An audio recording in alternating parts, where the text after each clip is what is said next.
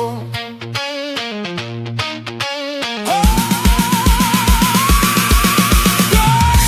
a break there with prospects down. He's the football exec of great renown. Breaking down the Bears like no one around. He's Greg Gabriel.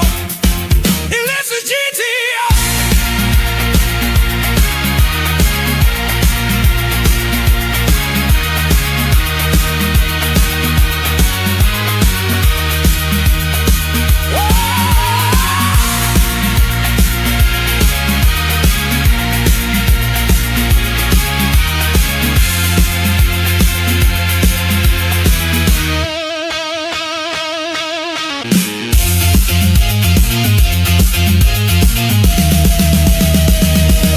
Welcome to breakdown, prospects down. He's a football exec of great renown. Breaking down the Bears like no one around. It's Greg Gabriel. And this is GTO. Welcome everyone to a fresh episode of GTF, Gabriel Talks Football. My name is Aldo Gandia. Hey, our draft coverage is ramping up. We are already going past the speed limit. We're going way over 65 miles an hour. Best way to stay on top of stuff is to subscribe to the channel at Barroom Network here on YouTube. Subscribe to the X account at Barroom Network. And of course, you'll be alerted to everything that we're doing. And I'm telling you, we got some really cool stuff coming up. And it starts today because my man Greg has a very special guest. Greg, how are you? I'm doing good. We've got the guy who's been on with us a few times, known Eric Edholm from NFL.com. We used to work together at Pro Football Weekly, and very knowledgeable guy and one of the good draft writers for NFL.com. How you doing, man? I'm doing well, man. I can say I knew you before you had a theme song, right? Before you had I'm ready to run through a damn brick wall. Let's go. I was watching you behind the scenes as you were doing some work, and all of a sudden you started looking at the screen like, whoa. Bopping my head with the music. That was great. That was I like that. It's got nice sound to it. Yeah. Oh man, I didn't know it come with like full lyrics and the whole thing. That's outstanding. Eric, do you like that kind of jazz blues music? What's your taste in music? Absolutely. Yeah. I mean, I would say, I kind of grew up more of the rock music era. I mean, that was my sort of genre. My wife is more of the R&B sound, so we kind of meet in the middle. That's sort of where we get. I would say that love it, modern bluesy sound. Yeah, awesome. That is great. Listen, Eric, you and Greg are going to talk some football. I'll be collecting questions from the studio audience, so to speak, and then I'll join you in about 20 minutes or so. Have fun, guys. So, my friend, you put out a mock recently, and you had to stay at home and put your Mizzou guy in there. I did. Yeah. And, I kind of resisted it in the first mock. I was the first mock I did was, and I do 3, was Senior Bowl week. And of course, TJ Parker was down there. Zion Young, the guy that I ended up choosing in mock 2, was down there.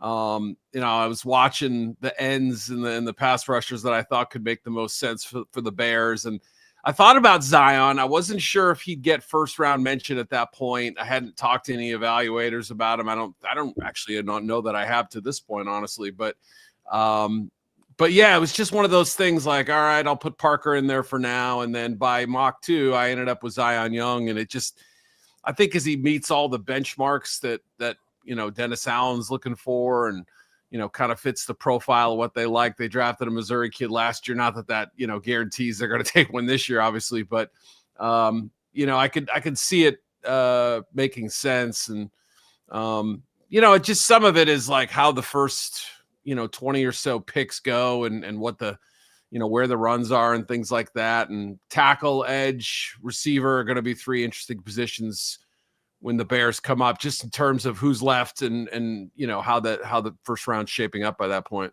See, my personal feeling is that when you look at all the names, and I don't care who goes where, but just that, who probably will go in the top 20 somewhere, top 22. What you're looking at is kind of vanilla.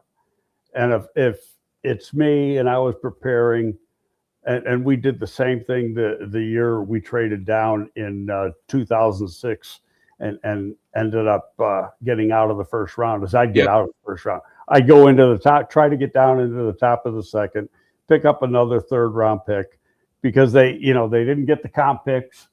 They're really short on picks. They got nothing in 5, nothing in 6.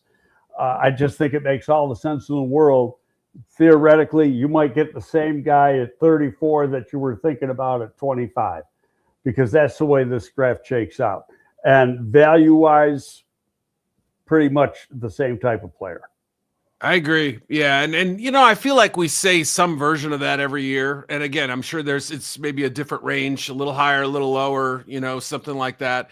And I think you're right. I mean, I think in this case, it's absolutely applicable. And, the funny thing is too, it's not like it's some super top heavy draft. It's not as if they're, stacked with blue chips and then there's this big drop off and then it's a plateau or something. It's a steady drop off from, the top guys. And I'm not sure there's one clear cut, better than everybody else prospect in this class. And in fact, I don't even know how much higher the top tier is than the next tier, but the one below that, again, I mean, depending on how big a drop you go with these tiers or whatever, isn't that large either. So I think there's certain positions, especially where, I think the depth is there to carry through day 2 and possibly into day 3, depending on the position. No, I agree, because there's always going to be a certain amount of players taken at certain positions. Teams got to fill needs. Sometimes they're going to overdraft a guy. I was talking to Eric Edholm, who's going to be on here next week. Yeah. And I think this was Friday we had the conversation. And he said, he was putting together a mock. And he said, I got after 15 names, and then I was like, okay, where do I go next? Yeah. And it's not that you don't like the players. It's like you're going to get to that area, and each team's going to have them ranked differently. And 100%. History says that when you get into that bottom part of the first round, there's usually a lot of trades. What's funny is that, the year that we traded out, so that was 2006, and took Devin, we had 7 calls. Wow. That were basically bidding for that pick, and we made a pretty good deal. We ended up going with Buffalo, but Buffalo and the Colts wanted it the most. But the year after that, we took Greg Olsen, and he was going to be our only guy. If Greg Olsen wasn't there, we were trading out, and we were and nobody knew that we were going to take Greg Olsen, but we were getting a ton of calls then. And you're talking picks in the same area as the Bears are right now. It's funny, right before we hopped on, my editor and I were going through some stories that I'm going to be writing. And one of the ones he pitched was 5 win-win trades, or I don't know about 5, but then whatever, win-win trades that would benefit both teams in round 1. And at first I really liked the idea. And then I was a little scared because I thought, the quarterbacks aren't real, there's only certain positions that at the top of round 1 that I think would garner some activity, maybe some small moves or whatever. But the more I started thinking about it, as we get into the later part of round 1, first of all, the number of teams with multiple first round picks is high. And, that always adds to, I don't know about the anxiety, but for the teams that don't have the first rounders that may want to get into round 1, they're possibly looking to move up. The teams with more ammunition. Now, obviously in the backdrop of this is the sense that 2027 is a potentially big draft. Quarterback, I know we do this a lot, but quarterback talent's pretty rich.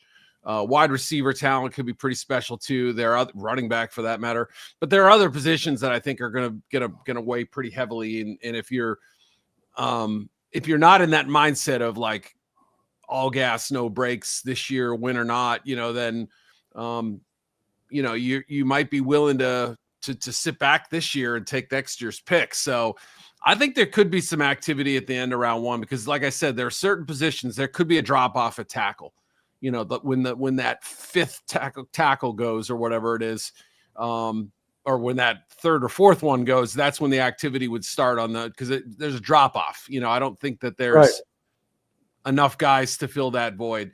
I think there are some tiers at receiver and edge to cornerback is another one that's a good position overall, but then there's still a difference between the top and the next layer. So yeah, I'm kind of curious to see if there are some trade possibilities there between, let's say, Dallas at 20 and going all the way down to Seattle at 32, who's always been John Schneider entered one draft with 4 picks and he came out with 11. It's like, some of these guys are just they're gonna turn something whole into something completely different. So you never know. I've talked about this a lot of times, is the week before the draft. Yeah. You just let other teams know that you may be willing to move out. Yep.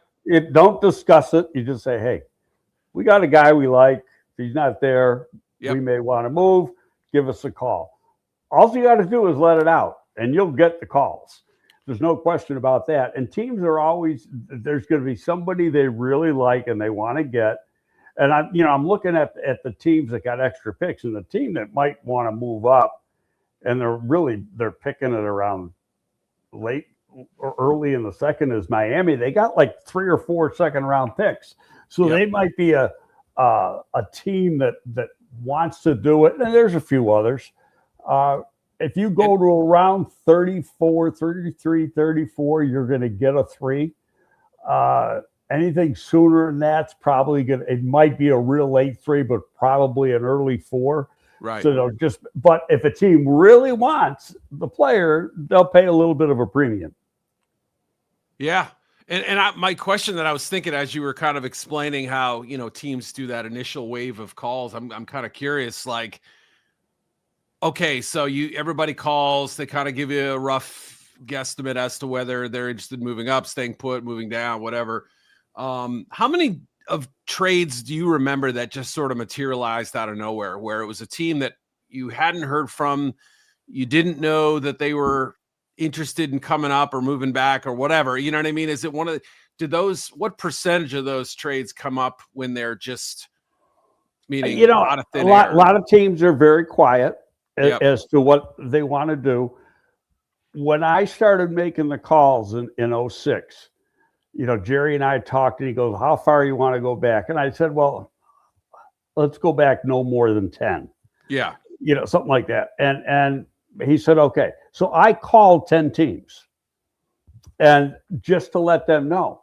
But it ends up like Buffalo was maybe 14 back or something like that. And they ended up, and I didn't call them, but they ended up calling us, and they gave us the picks we wanted. It was, we looked at the picks, the package of picks, you're trying to decide. And all this is happening, we were picking, I think, at 26 that year, and you start getting the calls at around 20, 21.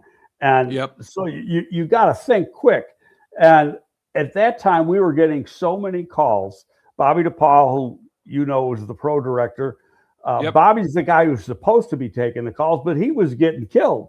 So I ended up taking calls, and Jerry was taking calls that were in like 2 different rooms doing this. And it was really kind of crazy. And the guy who was getting pissed off, who wanted to pick real bad, was Polian. And he goes, what do I got to do? What do I got to do? And, and it's like, settle down, Bill. I got a better package. And he finally got pissed off and hung up the phone. And like 2 players later, he traded up he wanted a running back, and he got the guy he wanted. But it was Joseph Adai, maybe. Yeah. Well, whatever they took in 06. Yeah.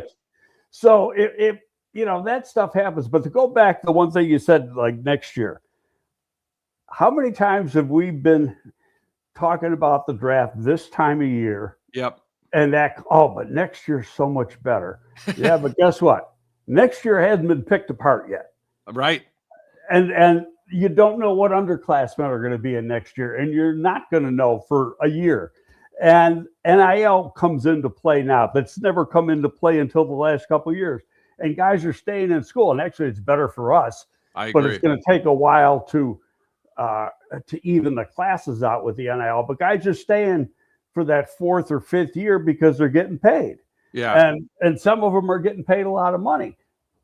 in the long run for us, it's better that they play in college and get more experience. Yep. But it thins out a couple classes, which we're seeing this year. I agree. For that to happen. But,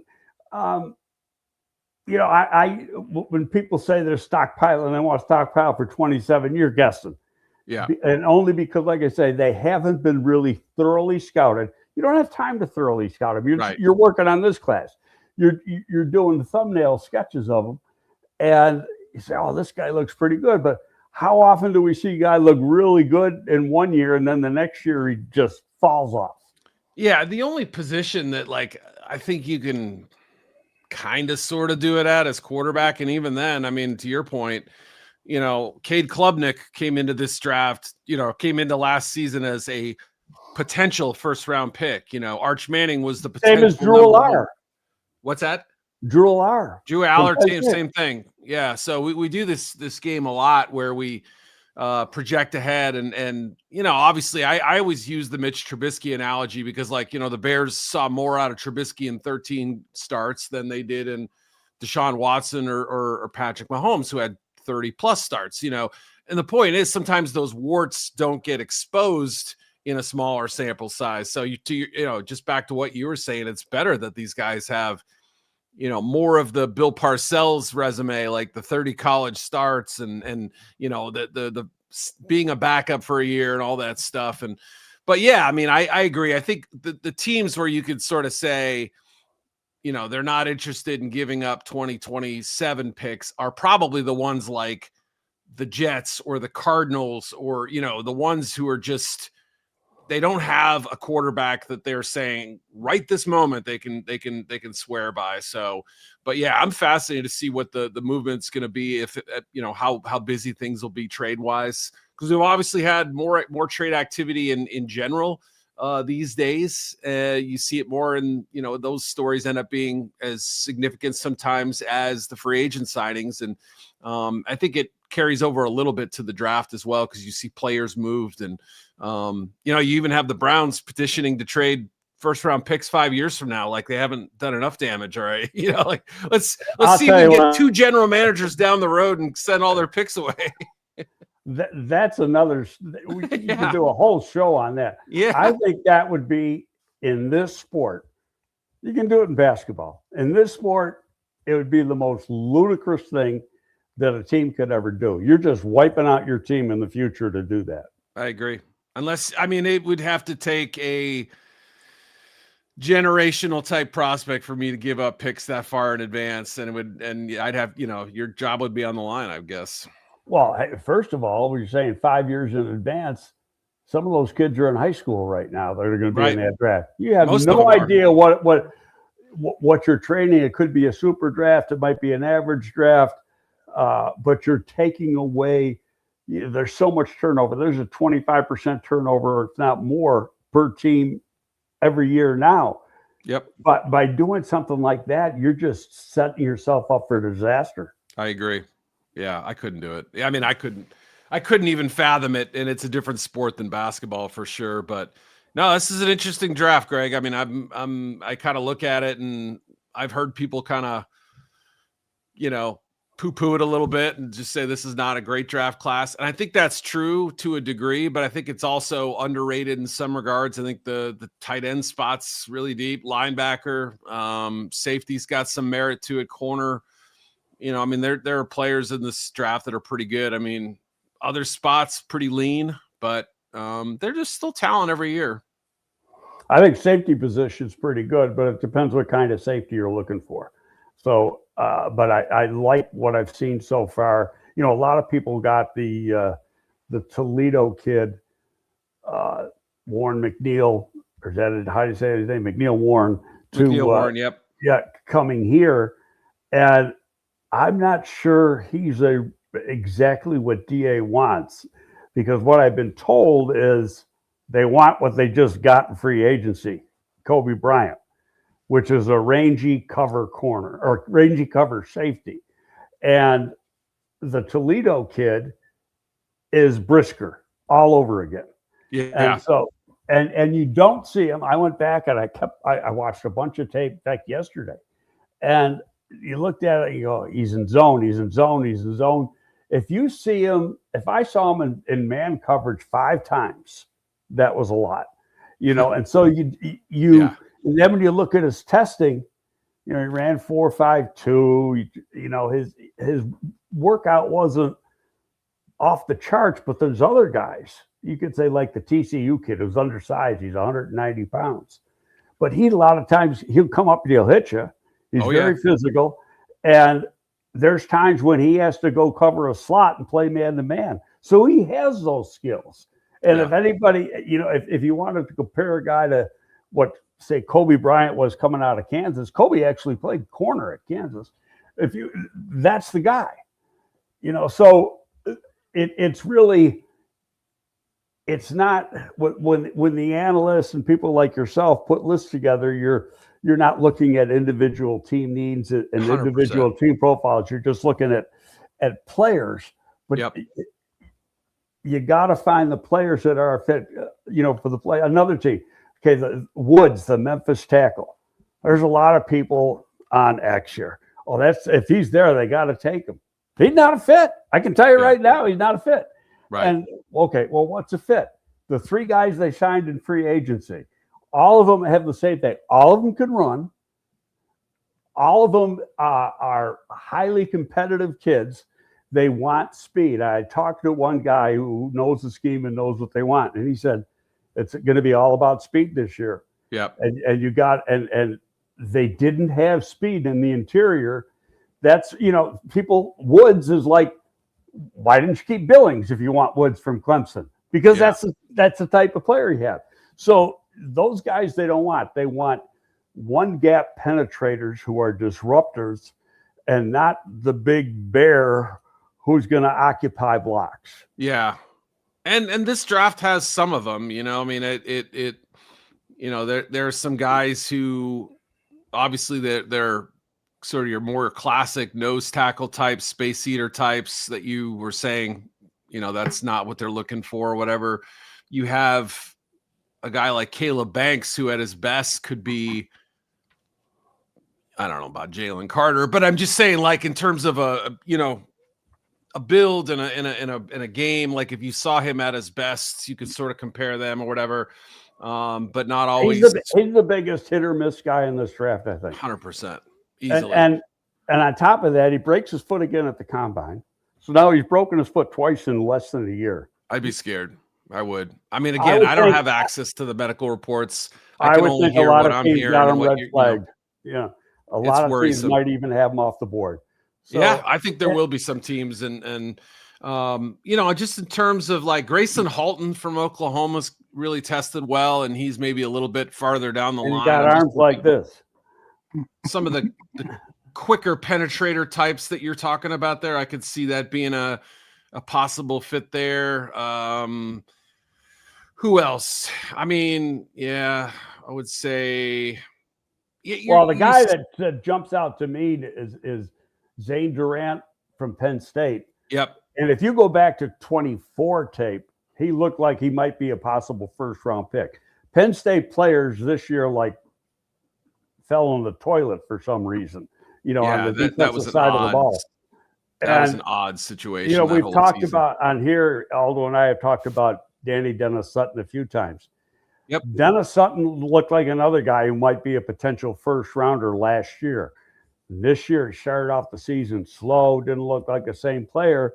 But here's the interesting thing, and I've mentioned this before, is after Franklin gets fired, he gets 6 sacks in 5 games. That's a good point. I didn't even realize that. That's a really interesting point right there. Yeah, he competed at the Senior Bowl. I thought he looked pretty good, and I think there's a kind of a developmental quality to his game in some regards, but then you see enough bursts and the length is there. Obviously 6'6", 250 whatever pounds. Tested well.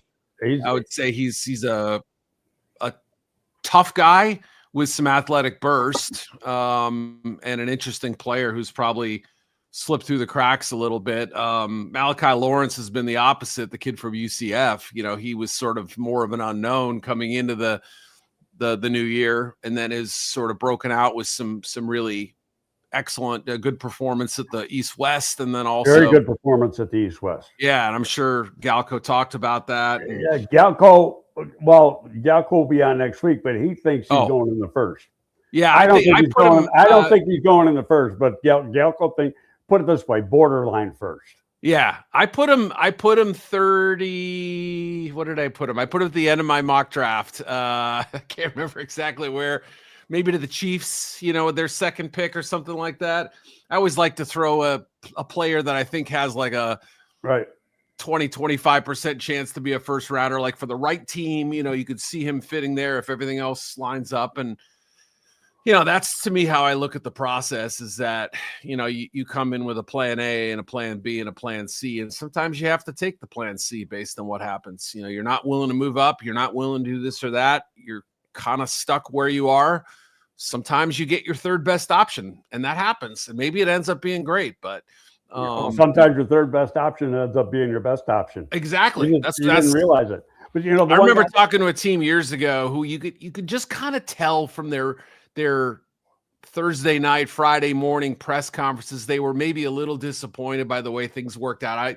I'd rather not even say the team just because I know the guy is a little sensitive about this one, but like two of the same position ended up going, 2 picks and 5 picks ahead of them or something. I don't remember exactly how close, but pretty close. And they only had 5 selections. They weren't able to move up. They weren't moving next year's picks. So they got the third guy on their board, and that was explained to me before the draft. He ended up being the best of the 3. Injuries and other factors too, but yeah, I think it happens probably more than we realize. So I think it's if you do your homework and you stack your board right and you have a clear vision of what you're looking for, that's not luck. You're still making your own luck in terms of that. I've talked to Brandon Bean about this before about, it's not just about anticipating every scenario. It's about having a board that reflects all of those scenarios. And it's about having just flexibility to be ready to go in a different direction. Right. No, we always had a chart of guys that we'd want. Okay, first round, we want somebody from this group. Second round, we want somebody from this group. Third round, we want somebody from this group. And most of the time we ended up with those guys. So Belichick did it the same way. Yep. Yeah. And Jimmy Johnson had it the same way. Yep. Yeah, it's a matter of doing your homework and knowing where you can get guys, and you don't worry what other teams think about them. You 100%. care about what you think about them. Yep. The one guy I want to mention, is your guy, Zane Young. And I really like this tape. Did not like the way he worked out. And I sent you the numbers the other day. I don't know if you got a chance to look at them. He only ran 4.75. Yeah. And, everything, he had like a 9.10 or 9.9 long jump or something. So the explosiveness that you'd want, and I think the Bears want, weren't there. Now, the guy who hasn't worked out, who shows a lot to me, is the Illinois kid. Akis. Yeah. Yep. But he had a hamstring or something, didn't work out at the pro day. He's working out April 2nd. So right after the owners' meetings. And that'll be, I talked to one general manager and he said, don't be surprised if he doesn't run. I said, why is that? He goes, he's got an agent that doesn't like to have his guys run. So I said, okay. So, and he sent me the agent's name, and it's not a name I knew. He used to work with Jimmy Sexton's group, and now he's on his own. But, he's got some good players, and his thinking is they don't have to run. Let him use the tape, but he'll do position drills and stuff. So, Eric, one of the reasons I'm here is to try and create debate with Greg and the guest. So last week I asked Greg, would you draft Ruben Bain if by some miracle he dropped to 25? And Greg adamantly said no. Now you have written about Bain the following. For all the talk about Bain's alarmingly short arms, they never seemed to be a problem at Miami. So, Eric Edholm, I ask you, if Ruben Bain falls, and there's been some rumors that one of the top players of this draft is going to fall into the second half of round one. If Bain is there, do you think the Chicago Bears should consider drafting him? I think you have to consider it, but if we're being strict about what we want for the team and passing certain thresholds, he wouldn't be a perfect fit. I'm not saying he couldn't make it work. The talent and the tape are enticing. It's hard to overlook as much history as there is. And I know there was some dispute over the arm length thing at the combine. Some of the all-star game measurements were a little longer, some of the pro day measurements, but look, they're short, whether you, measure them with the latest updated equipment, right? I mean, they're still. He still doesn't have, even after a pro day, he still doesn't have 31-inch arms. Right. And that's the bottom line. Reality is that, and they played this, they showed this graphic on NF during the combine with DJ. There hadn't been a guy with that short arms drafted high and done well since 1999. Yeah. I mean, that's a long freaking time. It's a quarter century. And, we do these measurements for a purpose. Yeah. Granted, he's getting production in college, but it's against college players. You know what I think he is? I think he's an undersized 3 technique. That's what I've been saying for a while. Yeah. I think that's part of his use. If you build him up, you look at his build. He's built like a Tommy Harris type guy. Tank. Yeah. And you put some weight on him, play him with the 3 technique. He might be a hell of a freaking player. I agree. I don't think he's an edge in the NFL. Yeah, I mean, I could see, for instance, the guy who I I remember Kyle Vandenbosch had 31-inch arms and was an effective 6 technique, and he could play out there, obviously, and his motor was nonstop.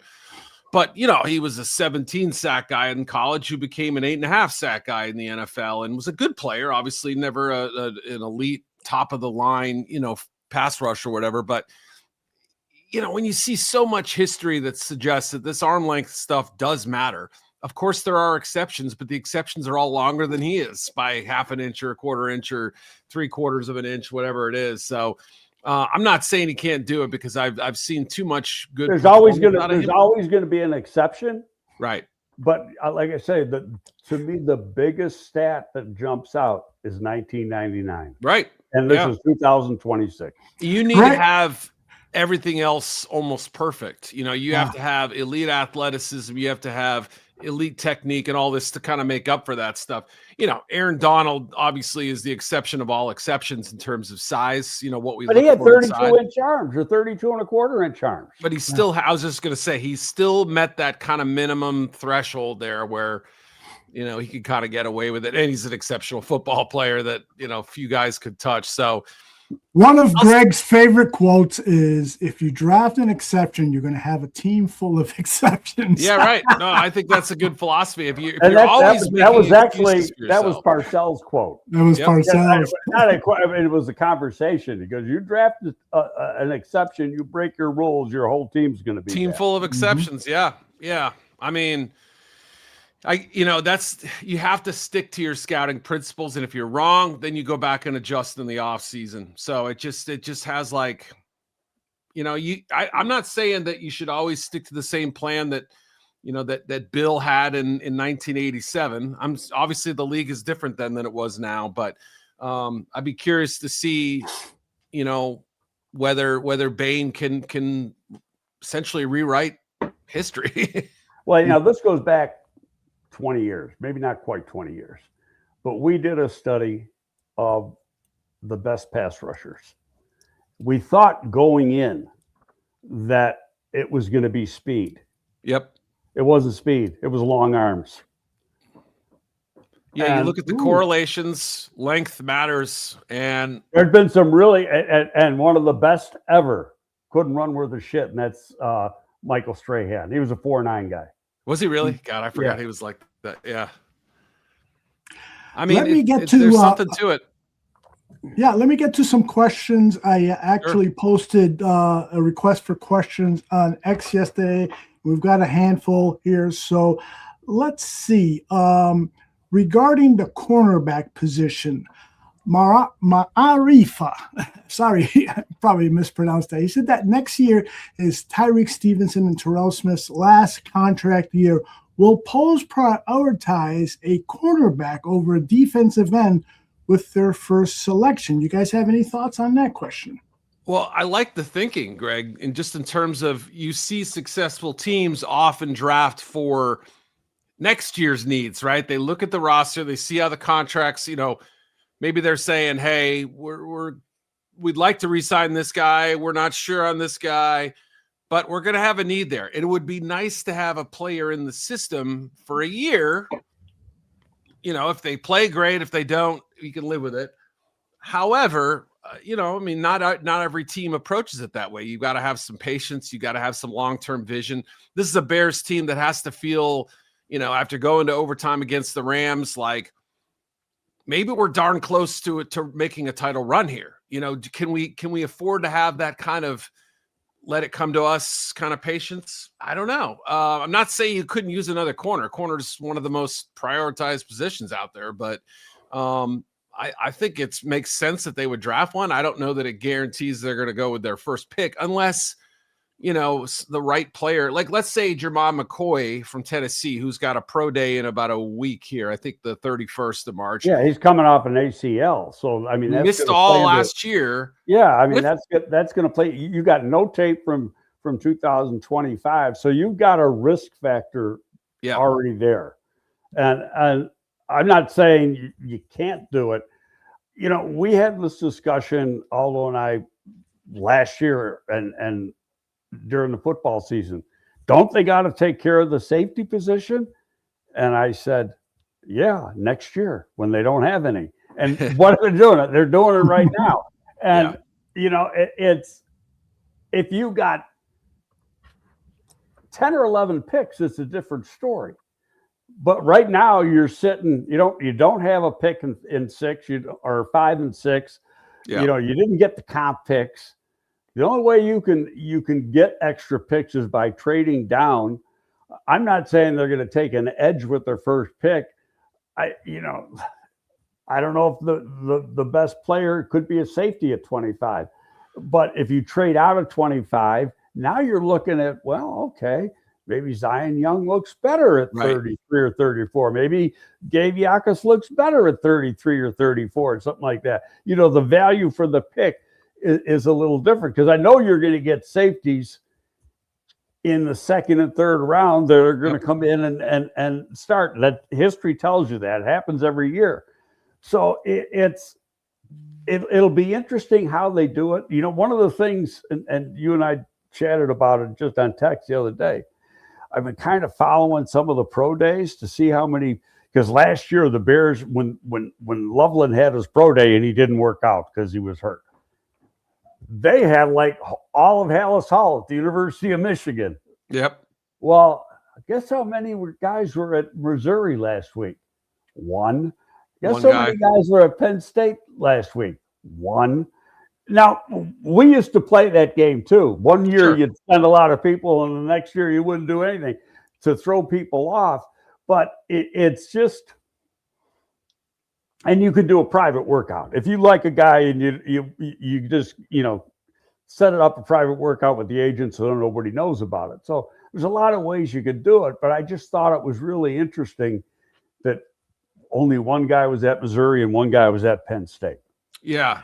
Yeah, I mean, I think for a team like the Bears where they're picking 25th, I mean, could they be playing this shell game where we really like Zion Young, so let's send some first-year staffer there, just to talk to, whatever, get the numbers. I don't know that they're really going to that kind of level of deception. You know what I mean? I think it's more like, they probably got to a game this year and saw him once. Obviously, their area guys all over him, the over-the-top guys all over him, the national guys all over, whatever. And they saw him at the Senior Bowl. Poles was camped out by the pass rush drills every single day. He was watching one-on-ones. I was standing next to him and Brett Veach and, all the other teams are looking for pass rush. It's not a big secret, So I think they may already have had enough information. But to your point, he hadn't really worked out Zion before that. So that does tell me a little something that they like him, but maybe 25 is a little rich for their blood. And I think with the Illinois kid, it's 25 is a little rich too. Sure. Yeah. I don't know, because of the potential, and he's a little bit younger, is Malachi Lawrence from Central Florida. Yep. Because the traits are there. Nobody has traits like him. Right. But that's a risk too. Are you gambling on potential versus? I think he had 7.5 sacks, and UCF plays in the Big 12 now. It's not like they're playing a G5 schedule, but right. Still, it's the Big 12 isn't the SEC, and it's not the Big 10, not anymore, especially on the defensive side of the ball. I mean, he's got some real suddenness. He's got some real quickness. He's got some real explosive movement. There's something about, I think, just from a height, weight, speed perspective, hard not to get excited about. To your point, I think there's still a little bit of question about whether he's at that point yet. But Yakas is a real high energy guy. I thought he was okay on day one at the Senior Bowl. And with each day, it seems like he was kind of figuring it out. He sort of got settled in and made his imprint on the game. It was good in the team sessions too. Sometimes we spend so much time watching one-on-ones. I mean, hell, I watched Terrence Steele years ago in those things and thought he was undraftable, this guy's getting beat like a turnstile, and you realize, okay, one-on-one drills tend to favor the pass rushers, and it's not a perfect representation of who the player is, and it just sort of demonstrates certain qualities about a guy. But yeah, I mean, you can put too much weight in those things and get excited about a guy, but he's interesting. Obviously, just the local connection is going to be one that people pay attention to, and there have been a handful of Illinois guys who become Bears later, but I could see him making some sense. He's got the girth that they're looking for at that spot, and enough quickness and fire off the edge. Well, I've done a lot of tape, and the thing I like about him, and Aldo and I talked about this before, is another common denominator that I see in the good pass rushers is like a ruthlessness that they will not be denied. They don't mess around with hand fighting with a guy. They are beating the guy, and it's all over.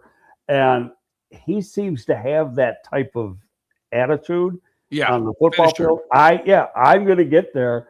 And, you look at Max Crosby, even when he was at Eastern Michigan in the MAC, he was doing that in college. And he's just saying, you ain't blocking me, dude. I'm getting there. And if you don't have that, you're never going to be a top pass rusher in this league. That's what always bothered me about like the Jadeveon Clowneys and stuff, and there are some plays where it's like you're the right end and they run a sweep the other direction. No, you're probably not making the tackle, but some edges look at it as an opportunity to set up the offensive tackle with a move, or give him something, plant something in his head, or just physically beat him down. Right, every snap matters, even if it doesn't matter. You know what I mean? I look at it all the time and think, I understand the play isn't going to be made by you, but you can also have an effect on this game by playing hard every snap. So I appreciate that about Gabe. I mean, he's a powerful, forceful guy with that, like you said, that refusal to be denied, excuse me. Big, heavy hands, plays with some purpose and passion. Yeah, no question about it. And I think even more so than a lot of the guys, the guy that doesn't have that but gets a lot of notoriety, and again, I watched tape again on it yesterday because I know we'd be talking about it, is TJ Parker from Clemson. Yeah. Now he had, 10 or 11 sacks in 24. He only had 5 this year, but he's not an explosive pass rusher. And that kind of bothers me. And it's, if I'm correct, and I took it the right way when I was told, was they're looking for the explosive guy. Yeah. And yeah, so with Parker, it just felt like vanilla. Yeah, he had it kind of. I don't know what it was last year. Sometimes you see that where a guy bursts out as a big sack producer. You're expecting, the numbers just aren't there the final year. The traits haven't changed. There's no significant injury.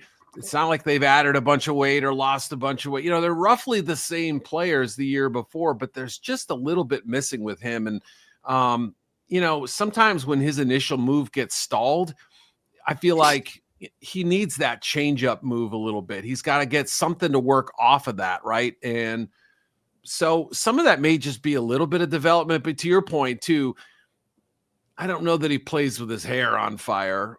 You see it you saw in some chase down plays he made. And I'm just trying to think, I think once their season kind of got to a certain point, he looked a little more comfortable. But early on, it just looked like he was playing hesitantly or something. I don't know what it was. Well, Clemson was like Penn State in that they were, they're expected to be a good team. Right. Penn State went real far in the playoffs the year before, and they just died. And that hurt, some of the players. Like I said, you mentioned Zane Dutton, the defensive tackle. His 24 tape is really, really good. His 25 tape is average. Yeah. It's like, what happened to the player, and there are a few examples like that in this draft too, where last year looked a little better overall. Even Caleb Downs, to be honest, I love Caleb Downs, but his 24 tape made me think wow, this dude is elite in every way possible. And then he was just a little quieter this year, I think is the thing. And some of that is obviously respect and teams not going after him. But yeah, I mean, even he's an example of that in my mind. Yeah, no, I agree. Guys, there's a lot of safety talk in the chat room, and I've got the graphic of the top safeties that Eric put in his top 100 here. You got Caleb Downs, that's the 7th player on your top 100. Dylan Thieneman at 22. Emmanuel McNeil-Warren at 26. A.J. Halsey at 60. Zakee Wheatley at 69. And Genesis Smith at 71. So the questions that we're getting on, we've got a number of them, but in general, Eric, who do you see kind of fitting the Bears' need? They're looking for a starter opposite Kobe Bryant. Which of these players do you think could be the best fit? Well, let's work backward. I mean, Genesis Smith, I think, is a fascinating player. I mean, he makes plays on the ball and looks really good. The problem has been kind of willingness to tackle and reliability back there. And I've heard some people say hey, look, how many tackles is your free safety even attempting in a game, right? I mean, it in terms of in space and needing to, break a guy down or whatever. And then that's a fair argument, but he's also the last line of defense. That worries me a little bit. So I think had he been a more well-rounded player in that regard, you might see him higher because his ball skills look pretty good. Bud Clark's another guy who has just a nose for the ball. He might have the best ball skills of the safety. The only thing that bothers me is 190 pounds. He's small. With him. He's 5'10", 190. I mean, there's a limitation to what you know. Yeah. Genesis Smith, when I started looking at him, he wasn't a starter at the first half right. of 24. First couple games, right? He's a backup. Yeah. A guy gets hurt, he has to come into the game. He has 2 interceptions or something the first game he starts and never lost a position again. But he's another one of those guys that dropped down and played over an inside receiver at times and was put in man-to-man cover situations, so we can have that. But the tackling part is a concern. Safeties are in the middle of the field, and generally speaking, the better safeties have big tackle numbers. Yep. And so you got to be aware of that. Looking at this list, I mean, if you want a brisker, that's McNeil-Warren because it's the same type of. He's a banger. He'll play the run as good as anybody. I just don't know if he has the speed and the cover skills that DA looking for. He may. Yep. I just, looking at how he was used at Toledo, and then you got to take this. They played one P4 team all year, and that was Kentucky in the opener. Right. The rest of the time was a couple FCS and G5. So yeah, I mean, who did he play factor against? that plays in his benefit for the Bears is the takeaway factor. That was obviously a huge part of their success last year, was getting the football, not turning it over, and also, getting the football, plus 1 or 2 every game, it felt like, or every win anyway. He forces fumbles and he makes plays on the ball. So that helps his cause. But I think you're right. I think his range is okay. I think his instincts against, in the pass game are going to have to develop. I guess from that list, maybe Zakee Wheatley's interesting too. We've been kind of talking Penn State a little bit. Until he ran last week. Say again? Until he ran last week. What was his number? 4.63. Okay. Yeah, I mean, I like the player, and obviously that's going to hurt him. That's not what you're looking for at the position. The other one, talking turnovers, besides Clark and McNeil Warren, is AJ Halsey from LSU. He's a good player. Good player. And he's not, I've heard him sort of people say like, oh, he's a box safety. Like, I don't know about that. I think he's your sort of typical split field safety that we see a lot more of these days and stuff. And so I don't know. He turns the ball over, creates plays more than other guys do.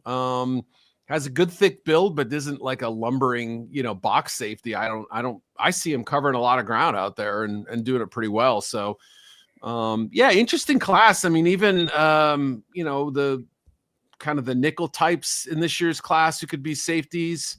There's some pretty good ones there, and the 3 who could possibly go in the first 30, 40 picks. So it's a good safety class overall, I would say. Yeah, no, I like it. And I think you're going to get a guy day 2, second or third round. You're not going to have to use a first round pick on him. Did you say Bud Clark was 5'10"? Is that right? Is that the number? No, 6'1", 189 at the combine. Oh, yeah. What am I saying? I was thinking of the who was the shorter guy? I'm looking down the list right now. Oh, another name that could make sense for the Bears too, as I'm kind of looking over this, is Jalen Kilgore. That's another guy who played a lot of nickel at South Carolina. Really interesting guy, and he'll knock. Not only can he cover, he'll knock your head off. He'll hit your face. Yeah, I mean he cannot cover. He cannot cover. I don't know what you're seeing, Greg, but his man-to-man defense is not something that Dennis Allen would be happy with. Got a question for you, Eric, from J2K. He's wondering if Traden Stooks fits at cornerback or safety. Stooks ran a 4.33 at the combine, so the speed is there, but there's a lot of discussion about whether Stooks is best fit for the safety position or cornerback. So yeah, you guys talk. I think he's a big nickel. I think he's a good sized nickel corner. So he's an older guy. I think he's close to 24 years old, 25, something like that.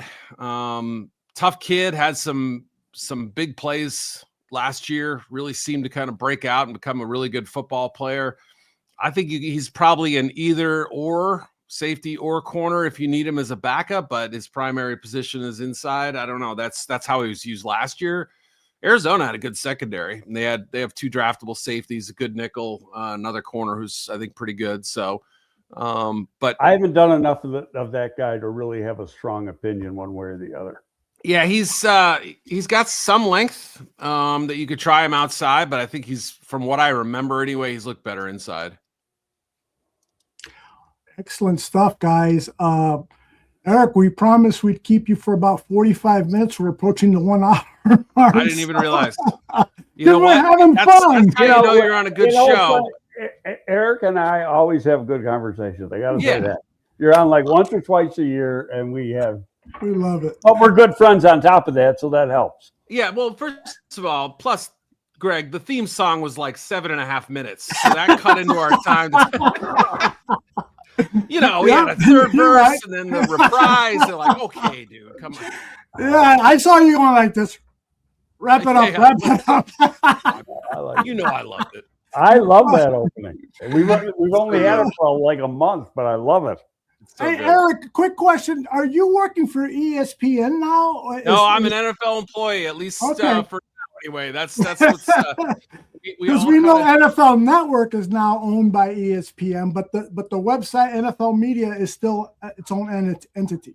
For now, yes, that's what I've been told. I don't have too many details, but my contract runs through June 30th, and I'll be there at least that long. I hope longer. I hope I get to stay longer. But yeah, I got the word that I'll be still an NFL employee, and while others will be migrating over to ESPN. Gotcha. Well, you do great work, and I thank you guys. Tell us what you're working on now. Your next article for NFL.com. Yeah, I mentioned earlier the trade piece. There's also let's see, the mock just came out. The top 100 list. Yep, that's already out. Yeah, the trades that could work for both teams, and then also what was the other one? Give me about 10 seconds here, and I'll come up with it. Not even. Absolutely. And you can find Eric on X. It's at Eric _Edholm, EDHOLM. I'm saying that for our audio podcast audience. Oh, yeah. And top 2 picks, the perfect top 2 draft picks for every team. So if you have 2 firsts, it'd be 2 firsts. If you don't have a pick until the 3rd round, I'll give you the 3rd and the 4th, So I kind of like that one because that gives everybody a little taste of the draft as opposed to just a 1-round mock, Indeed. And thank you to your kind commenters here. I know you're weeding out all the guys who hate me, but there's some nice comments here. I haven't found a hateful comment yet, but if I do, I'll send it to you on X, okay? I appreciate it. No, really, Eric, you're the absolute best. We always enjoy it when you come on, and we'll look forward to our next time, okay? Looking forward to it. See you guys. Thanks, buddy. Really appreciate it. All right. He is fantastic. He is Eric Edholm. Find him on X. Find him at NFL.com and tell him you saw him here on Gabriel Talks Football. Like I said in the intro, we worked together at Pro Football Weekly for a few years. And he's he's very knowledgeable. He's a very good writer and a real good guy.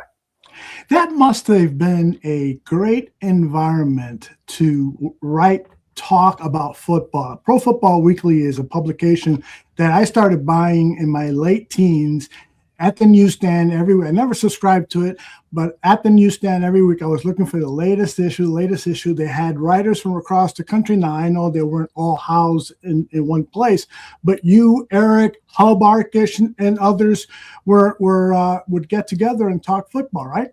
Yeah, well, I mean, we never had an office. Here's my office. I'm sitting in it. But, I did, 5 years? I did their draft guide for them, which was a lot of fun. The only thing I didn't like about it is because they stopped doing the book type thing. And it was more magazine format. Mm-hmm. And my deadline was before the combine. Right before and it's like, oh, did I fight that all the time? So then one year we came out with a second magazine with an update. Yeah, I remember but that. It didn't, that's a newsstand thing, and it doesn't always sell as good. So then we were trying to do them online, but I kept fighting that. I go, how can I do a decent draft guide before the combine, before I got any verified measurables? Forget about the speed, just the height and the weight and the arm length and stuff. Exactly. Yeah, do you recall the Joe Bushbaum draft books from what was it? Oh, yeah. I mean, I had those going back forever. And, Joel, obviously Hub and Joel were very close. Joel and Jerry Angelo, very, very close. Joel and Bill Belichick were close. My boss in the director of player personnel in the Giants, Tom Boyster, may he rest in peace, and Joel were very close. Joel had, a little different person, but he had a lot of good connections. And all these people, when he died, all these people showed up at his funeral too now. And Belichick would talk to him a lot. I talked to him probably a dozen times, and it was more so, what's funny is that I knew I was coming here and it hadn't been announced yet. And this guy, Joe Bucksbaum puts it in Pro Football Weekly. Mm. And I didn't know the relationship that he had with Jerry. Mm-hmm. So I go, Jerry, how do you get this? And then he told me, he said, I get it. Yeah, Joel, he is one of the guys that got me fascinated by the business of scouting. And he was prolific in his writing. And yeah, I remember him being, in the photographs that I saw, thin, very thin. He's almost a recluse. Yes, unkempt, greasy hair and lots of newspapers all around him. And the heaviest Brooklyn accent you'll ever hear. But he is among people who love scouting. He's kind of a legend. So rest in peace, Joe Bushbaum. All right, let's get to some questions here. I know some of these you've already seen. So let's get to Tom's question. He asked, curious how you see the top 15 pick. Do you see a top 15 pick in this draft falling to 25? If there are any outside of wide receiver or safety that might fall to the Bears, he feels that the team could focus on a 3-tech in this 2027 draft, given the free agent signings that Poles has done. Your thoughts, sir? That the Bears would focus on a 3-tech? Correct. They just signed a bunch of guys that can play the 3, or they can play either or. Mm-hmm. I personally think they're done at DT. My opinion, based on you've got Jarrett and Gervon Dexter, that's 2. Signed 3, that's 5. And then you got Deo, who was signed. People forget this, that on base downs and tackle on pass downs, and Booker was supposed to be the DPR. Booker gets hurt in camp, has to go on IR. He's on IR for 6 or 7 weeks before they activate him. They play 1 game together, and then Dio gets hurt. And so the plan never matriculated. Mm-hmm. And so, so he's the guy that's really would be like the, if you look at the roster as it stands out now, the 6th guy who's the swing guy between end and tackle. So I'm just looking at that, and I look at the draft, and I see, there's like 2 guys that stand out to me that fit the criteria, and that's Durant from Oklahoma, or rather Durant from Penn State. There's the Oklahoma kid, but the Oklahoma kid's got really short arms, and you got a GM, and you got a defensive coordinator that preach length, length, length. And Mm-hmm. so I just, when you see that, you go, not going to happen. Yeah. A little bit of pushback regarding the defensive tackle. Howie makes this comparison that those 2 signings, Street and Lynch, they have 0 guaranteed money. Those guys are looked upon as safety players, not safety the position, but safety in case you don't land. Totally disagree. Okay, why? Number one, I've done a bunch of tape on both of them. Mm-hmm. And Street been I don't know, what do you want to use? Been hurt by conditions or whatever. Had his best year playing for DA in New Orleans. Mm-hmm. 3.5, and like big numbers. Yes. And last year, starts off the year on the practice squad, and then plays the last 7 games and was their leading interior defensive lineman for the last 7 games of the year. Yeah. So and he's strong, he's big, former 4th round pick, I think. The kid who played for the Colts, everybody who's had him Mm-hmm. raves about him. And then you look at Lynch and you go, what? I didn't know who Lynch was. And I'll be, I go, who's it? And you look at sloppy body, and then you put on the tape. Son of a bitch freaking plays now. Mm-hmm. And all of these guys can do what last year's crew could not do. They play low, they get penetration, but people look at it, they don't know the names. And that's what the problem is with a lot of fans. They don't know the names, they don't recognize the name, they don't watch the tape, and so they go, Oh no, he's just a piece. He'll be gone. Yeah. I don't agree. And I look at, because I'm looking at the type of player they are, looking, just the natural traits, how they play the game, and what's available in this draft. Mm-hmm. And they fit. I told you I had a conversation with somebody who said this is what they're looking for. All three of those guys fit to a T what they're looking for. There aren't too many in this draft that fit that criteria. And somebody's asking, how he's asking about Contavious Street. Are all his snaps were at the 3 tech? He didn't play the edge, did he? He's played. No, actually, at Atlanta last year, their base defense was a 3-4. Their snaps when he's playing a 5. Mm-hmm. Okay. And there was one play when he was actually playing that I watched. He was playing a 6 technique, and so he's pretty damn athletic, and he was like a 4.83, 4.84 guy coming out. The other guy, I can't think of his name, was with the Colts. He was like 4.78, and when I didn't know anything about him when they signed him, I called Ballard. He goes, "That some bitch can play now." And he goes, he can run and he plays hard. So then you start watching the tape and you see it. And I saw you posted that on X, and somebody says, well, then why did Ballard let him go? And I did a little research. Well, the reason is because they've invested in young defensive tackles, and they want to give those guys playing time at the Colts. And so the veteran. Not just that. He had to pay a quarterback and he had to pay a receiver, and they gave him like $100 million between the two of them. Yeah, exactly. So that's another reason. So, all right, let's get up to our next question. This is next year is. Oh, I think we answered that one. We had that there in the thing. Yeah, I mean, if the right guy is there, do you take him? Yeah, it depends on the grade, but to me, it's like I've been studying safety. You're going to worry about safety, or you're going to worry about that next year. You're not going to worry about it now. Now, you do want to. Here's the one thing why I'm convinced they're going to take an edge high. They haven't done it. Holt hasn't done it. They haven't done it in a long time. They don't have any homegrown talent.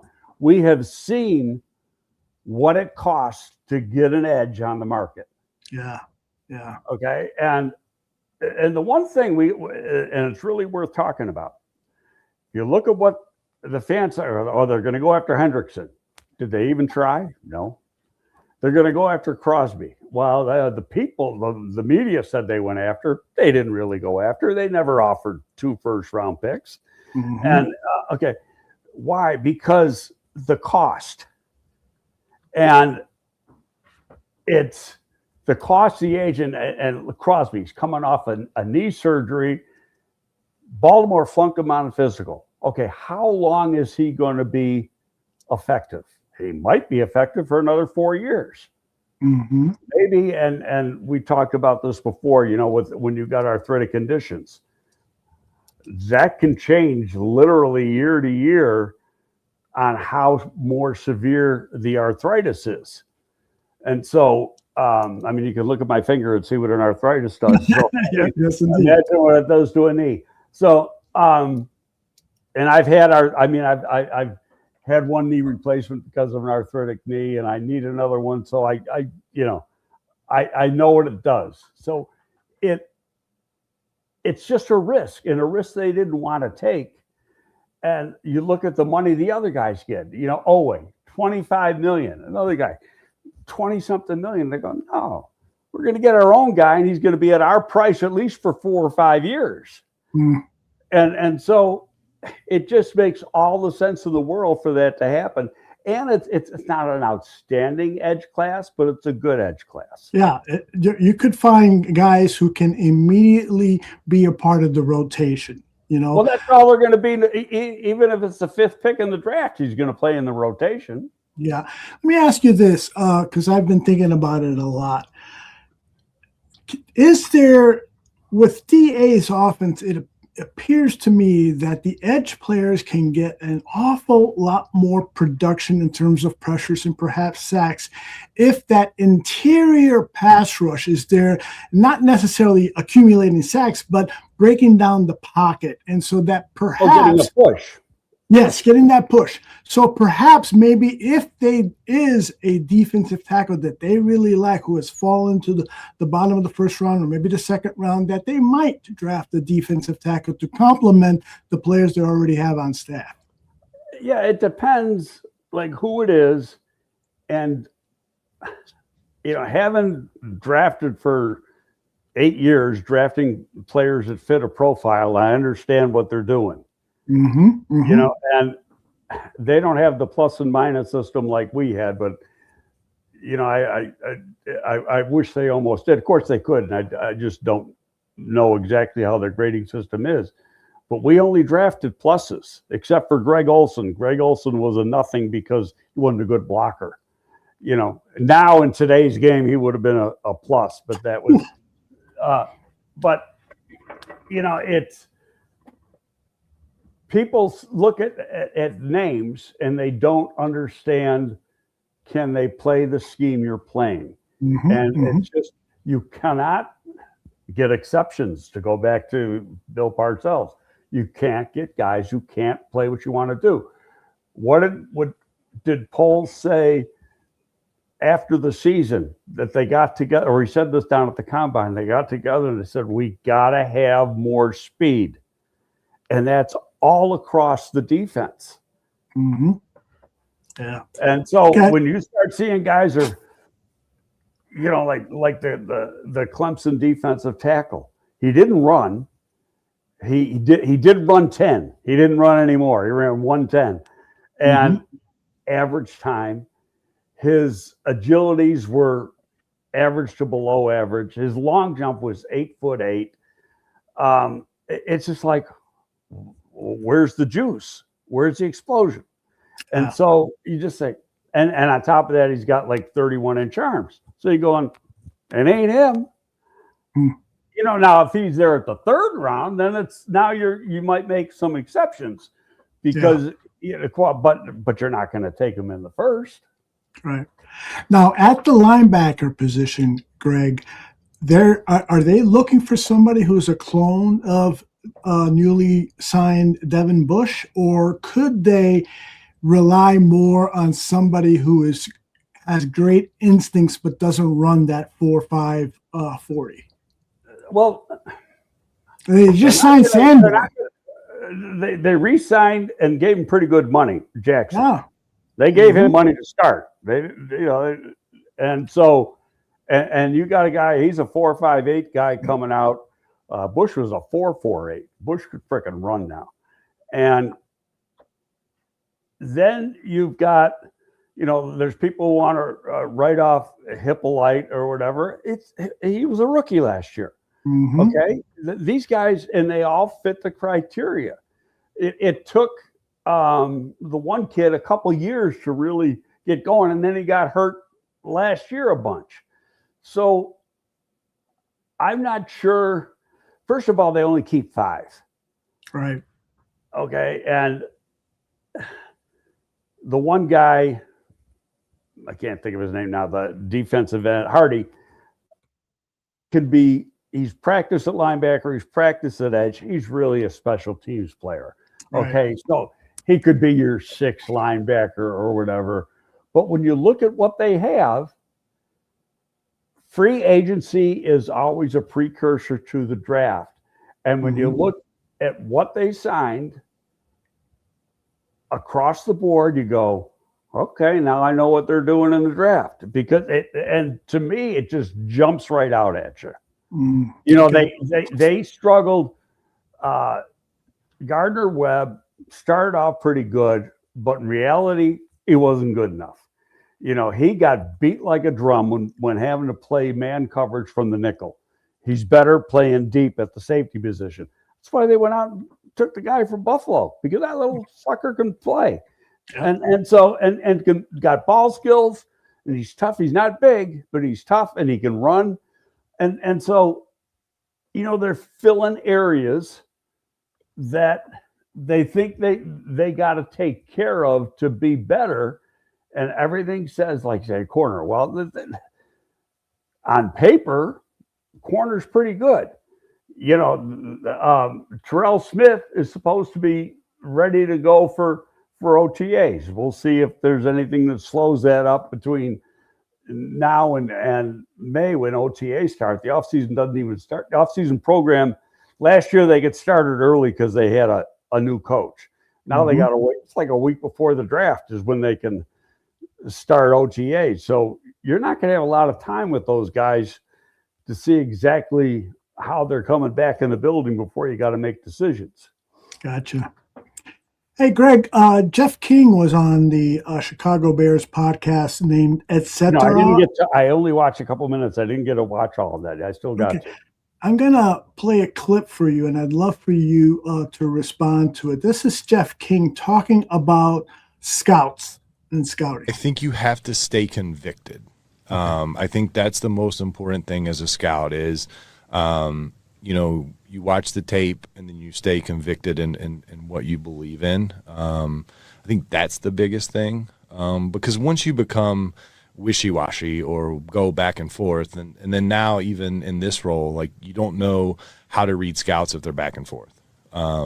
I think the scouts that stay convicted in what they believe in and are consistent how they grade players for the most part, you kind of know what they feel and why they felt that way. Not to say you agree with it, but you know where they stand and how they saw the player. So I think that helps in the end game. It is. That concerns me a little bit. Why? Because I think when you get new information, you should be allowed to mold your opinion. You know, you're getting new information until. No, I think you're misinterpreting what he's saying. I was going to ask if I was okay, and because I agreed with everything he said. Okay. He doesn't want. Okay, Kilgore, you said he can't cover. Right. I think he can cover. Okay. So I'm going to all of a sudden go, oh, well, you're right. No, I'm going with what I thought, and you're going with what you thought. Okay, sure. Now, if I go back, and I told you I've done this, if was a discrepancy when we had our meetings in December and in February, you know, if there's a discrepancy between me and the area scout or me and the over-the-top scout, you know, the cross-checker or the cross-checker and the area scout, big difference. It says, I go, okay, guys, we got to watch some more tape. And to me, this was the key, because this is how I said to do it. Let's say it was me, because I remember there was a couple times where I had disagreements, and I go, okay, we're going to watch tape together. But I want you to watch the player with my thought process. What I like, what I saw. You heard what I saw. And I'm going to do the same thing was what you saw. Yeah. And see if I missed something. And then come together. If you can't come together on an opinion, a collective opinion, then you can't take the player. Yeah. I hear you. But you want a guy, right or wrong, to be convicted. He can change his grade on a player if he sees other tape. You know, maybe, you know, let's say he went in September and there was 4 games, the first 4 games, he saw that. And then the player changes, you know, you could Danny Dennis Sutton, use him as an example. He wasn't that good in the beginning of the year. The head coach gets fired. He plays on fire the last 6 games or 5 games. So, yeah, that can, when you see more tape, you can change that. We told our scouts that the only report that's final is the final. That's in cement. You can change that report 10 times if you want, as you get more information. And so it was like an ongoing report. But what I took from Jeff is that my opinion is not going to be swayed by what you think. Okay. I just I hope that he is not belittling or discounting a scout who, with new information, makes adjustments to his Oh, scouting. no. I didn't take that at all. And that's why I said I went on that whole rant I get about you. it. And it's I think they don't want a guy to be wishy-washy. I had a guy who was like a intern. I'm not going to say who his name was. And I knew he was full of shit sometimes, so I used to sit him next to me in the meetings. I love it. And so and his reports didn't even go in the system, but we let him talk. Okay, because we didn't want his numbers to screw up the thing. So anyway, a lot of times we'd be talking to a player and he'd have his report, and I'd be over like this. I'm reading the report. I'm reading his report while listening to the other. So now it's his turn to talk, and he's not saying what he read. You know, that's what Jeff King was talking about. I get you. Hopefully that guy's working for the Packers. Well, he was, you know, this kid, a young kid, he was like, you know, I'm going to go with the consensus here. And I finally, I called him out. I go, that's not what you got written there. Yeah, I love it. I love it. All right, let's get to some of the other questions submitted by people who are joining us live. And so let me start with a lot of people are saying regarding when we were having the discussion regarding the cornerback position, the name again came up, Zay Frazier. You have said in a previous show that he should be healthy and ready to go. When you scouted him last season, do you recall what his strengths are and what he can bring to this Dennis Allen? He's a man cover guy, a tall, long, fast press man cover guy, which is what the Bears want, what Al Harris wants, what DA wants. And that's what he is. He's obviously a little older. He might be 26 this year. He ran in the 4.3s. So, I mean, you know, age hasn't slowed him down. What he had last year was not physical. Okay, it was whatever it was. You know, in fact, it was Galco who says, he goes, I don't know what it is, and I know the agent. And he had Zay in the East-West game, and he said he was great. So something happened in between, and Eric, who's pretty close to the agent, said, I won't even ask the agent because it's just, you know, it's something personal, and I'm going to leave it go. So, but from a physical standpoint, he's fine. It was, you know, what's going on up here. Yeah. Well, hopefully what's going on up there is healthy again, and he can get out in the football field and help this team, because it would be nice we can count on him and not have to worry about bringing in free agent corners. They brought back, they signed to another 1-year contract, Jalen Jones. I've always liked. And he was another guy that was really it wasn't drafted because he was overage, but he really worked out good, moved around to a few different schools and finished up at, I think, Mississippi State and played well. Ran in the low 4.4s or high 4.3s. Been a decent play. He started his first year, he started like a half a dozen games because of injuries. And then he's had a problem with injuries, but last year got a chance to play again. He didn't really play much defensive snaps, but he was a terror on special teams. And so, you know, they brought him back. That's another depth piece. You want 5 corners. On paper, they got the 5 corners if Terrell Smith is in fact back to 100%. Yeah. Okay. We're going to go to Kay, who is saying there's too many good safeties in this draft to use one at number 25. You agree with that point of view? Well, the only one I'd consider is Thieneman, who, regardless of what people say, he's freaking good. Really good. Some guy tried to argue with me, and he goes, I saw him beat by Notre Dame when he was at Purdue. Yeah, well, Purdue got beat by everybody when he was at Purdue. and Oregon gave him a lot of money, but there's a lot of good tape from him when he was at Purdue also. But, I mean, athletically, cover skills, he does exactly what DA wants. Mm-hmm. You know, he's I'm not going to say as good as a corner as far as man skills, but pretty damn good for a safety. And when he has to get locked into a man-on-man situation, he's got really good ball skills. He's a hitter. We already know how fast he is. He's, extremely competitive. To me, he's the only guy, but to me, he's going in the top 20. Yeah. Absolutely. I personally, now the Bears might think different. They might think he's a better. I just don't know exactly what the perfect fit is at safety. I would not take McNeil Warren or Warren at McNeil Warren, yeah. I'd take him, on a trade down. Mm-hmm. Mm-hmm. But is he what they're really looking for? Because to me, that he's Javon Brisker. Yeah.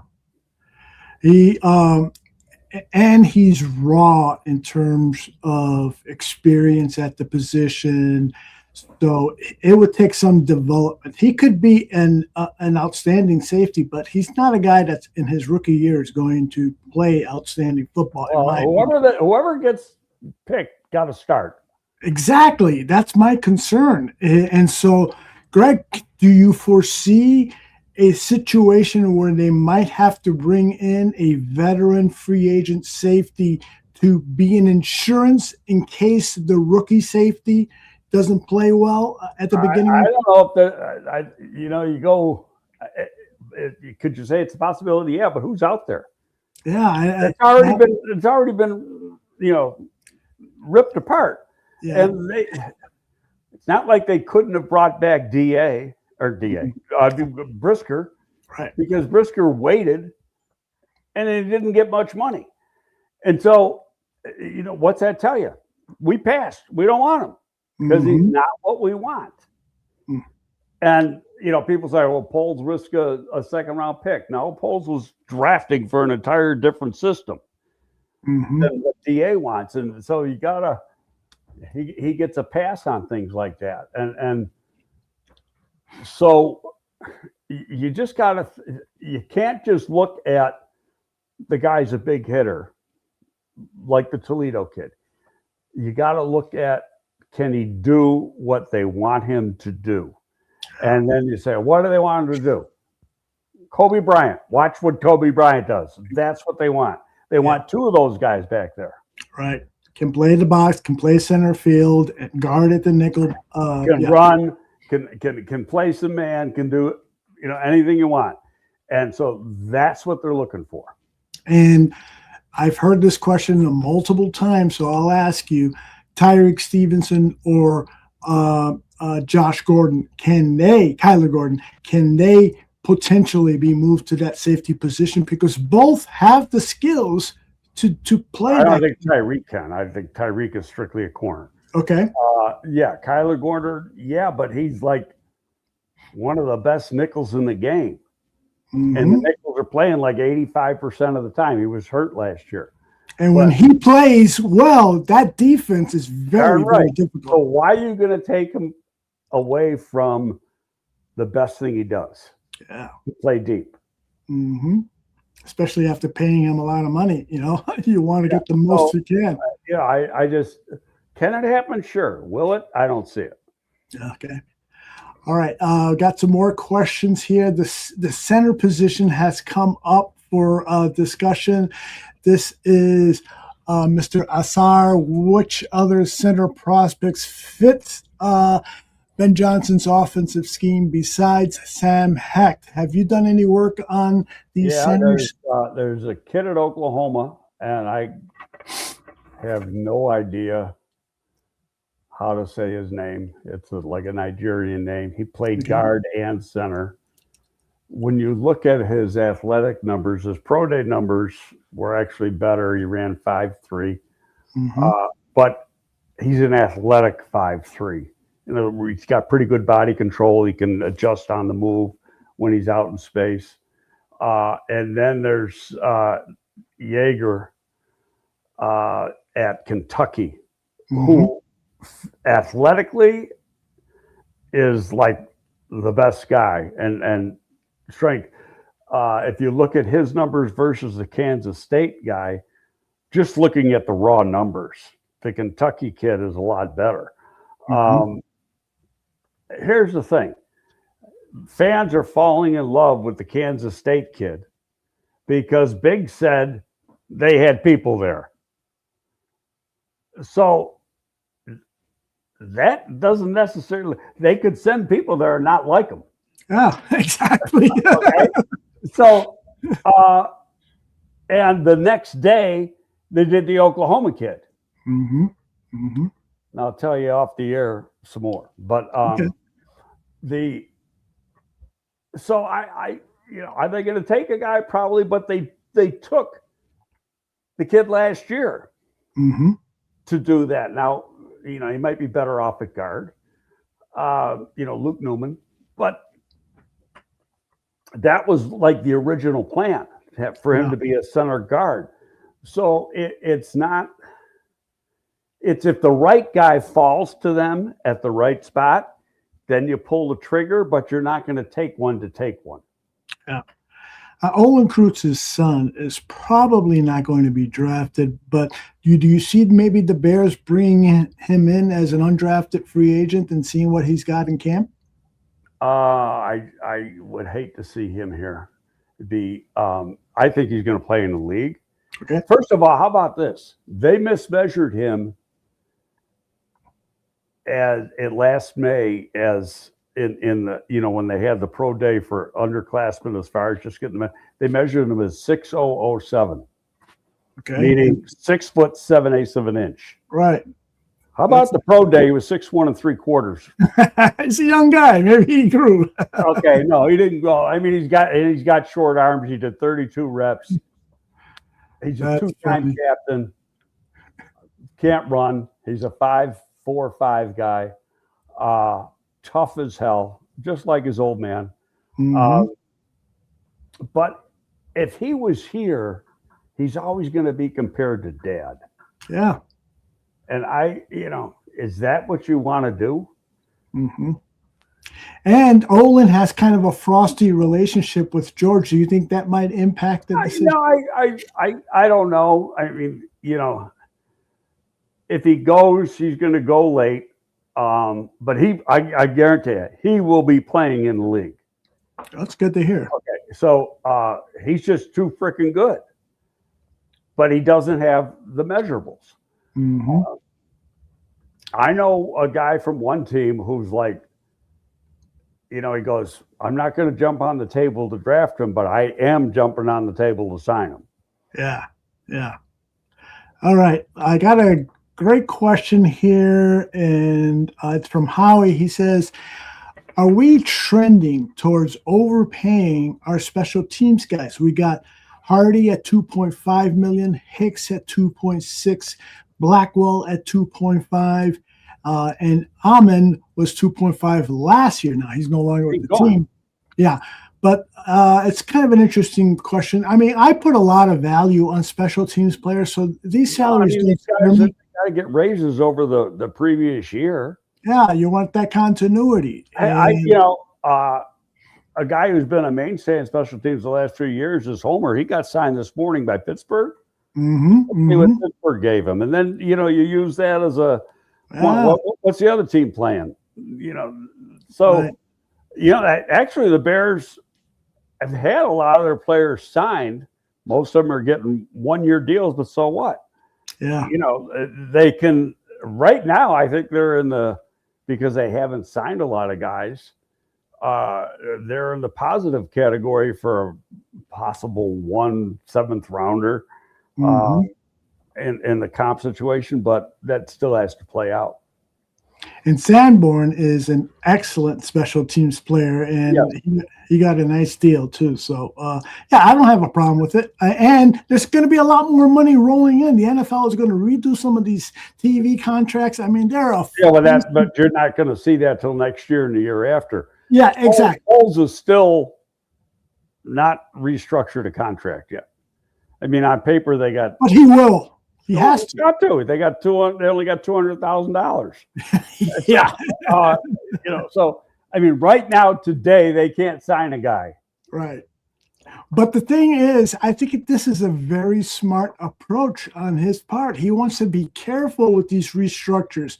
So he's going to wait as long as necessary to do it the right way. That's how I read this situation. No, it's that. Well, you got to have the day of the draft, he's got to have money because you got to have money available. You got to have the minimum rookie salary available to draft guys. Mm. So he's going to have some money then.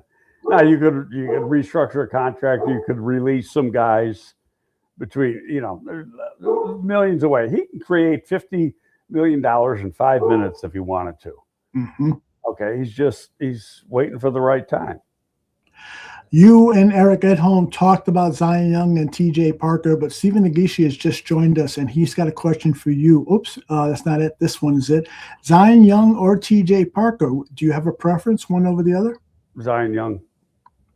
Now, he did run, I think you said it during the show, but he ran.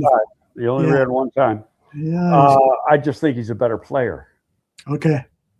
And TJ just, he's got the size that DA likes. Yeah, and he looked decent at the Senior Bowl, but too many people put too much on what they do in one-on-ones in the Senior Bowl. Mm-hmm. When that, it's you got to look at the tape.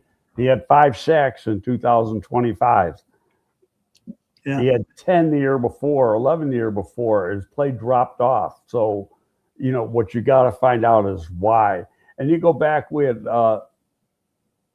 Mike Renner on last week, and Mike said, he looks at some of these guys, like especially the Clemson guys, they're tapped out before they leave school. So he's already hit his ceiling. Now, I don't know if I totally agree with that, but I understand what he's saying. Yeah. I was talking to Tom, and I'm not going to pronounce his beautiful sounding Greek name, but he and I were going back and forth, not debating, but just exploring the idea of drafting somebody like Hakeem Messidor, despite the fact that he's 25 years old, and his second contract, if he were to re-sign with the Bears, would be when he's 30 or 31. No, I'd be 29. 29? Okay, that's right, because well, whatever. Anyway, my feeling is that with NIL, and I think you mentioned this last week, with NIL, we're going to be running into this problem more and more into the future with good prospects who are committing to the NFL at the age of 24, 25. There's two things. I know what you're saying, but there's two things. Part of it was the COVID year didn't count as a year of eligibility. Great point. We're all done. This is the last year that comes into the equation. Okay. Now, the other thing that comes in, and this is a thing that got challenged in court, and the courts won, not the NCAA. If a guy's a JC transfer, his JC years, he could play at a JC for 2 years. It doesn't count. Okay. And you still got 5 to play for at a P4 school or whatever. Mm-hmm. So that can keep guys in school longer. They took Zay Frazier, in the 4th or 5th round? 5th round. Okay, he's a little older. That's fine. I don't want to take him in the 1st round. It's just not, to me, that's not sound drafting. And on top of that, and you know how I am, he's got short arms. He's only got 32-inch arms. He hasn't run yet. Miami hasn't run. So we'll find out what he can run. Now, if he runs 4.4, he started off as a defensive tackle when he was at West Virginia. He wasn't playing outside. Yeah. So I don't think he's going to run any 4.4. Absolutely not. Absolutely. It's an interesting, that particular player, Messidor, is a fascinating guy. We could spend an hour talking about him. Yeah, he's a good football player. Yeah, he is. And don't forget, he was surrounded by good football players. That's another issue. Yeah, when you're playing next to Bain, it's like, okay. So there's, and I'm not taking away anything from Bain. Bain just does not fit the profile. Yeah. And I meant to say this with Eric. I said it here before. Bain and Cassius Howell from Texas A&M. people are going to watch, meaning NFL evaluation people, are going to watch these guys as pros like Hawk. Cassius-Howell's got even shorter arms than Bain.